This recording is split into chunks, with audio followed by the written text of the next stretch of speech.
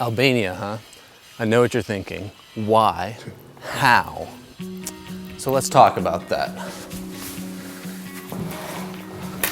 I'm mainly going to be talking about the how, but I'm sure the why will be answered in the process. And I'll make this as interesting and painless as possible. That's Benny. He's my roommate. Okay, let's go.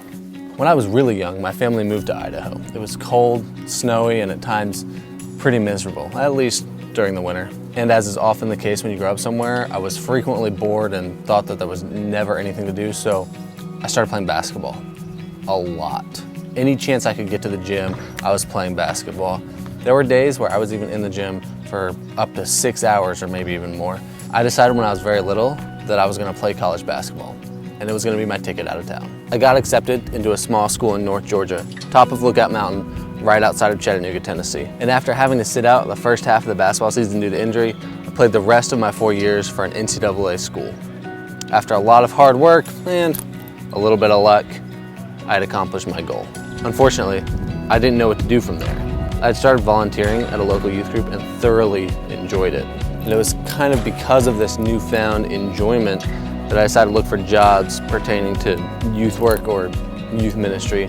And after a single Google search, I found an application for a youth internship in Hawaii. I applied immediately. A few months after applying, and actually having forgotten that I applied at all, I got accepted to do an internship with the children's ministry at a church on the beautiful island of Maui.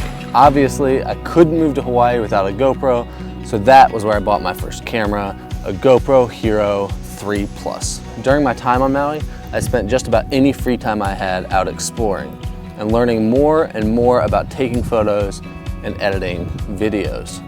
Unfortunately, my internship had to come to an end, and I had to decide if I was going to stay in Hawaii and make barely enough money to scrape by, or if I was going to go somewhere else and develop this newfound passion for creation. Don't get me wrong, Hawaii is wonderful, and I've been back many times since. But I was intent on exploring the world, and that's kind of hard to do from a tiny island in the middle of the Pacific. So I moved to Alabama, where my family was living, to figure out my next steps. I ended up using my previous experience in both basketball and youth ministry to get a job at a large local church working in their recreation ministry. And naturally, I used my entire first paycheck to buy my first drone. Phantom 3 Advanced. After about a year of working full-time and a trip to Indonesia, I realized that I did not have enough free time to explore as much as I wanted. I quit my job and took to making even more videos for work and for fun, traveling as much as I possibly could. This itch to explore was what eventually led me, for the very first time, to the country that would become my next home. I have a feeling I'm gonna love Albania, but still got a few more days here.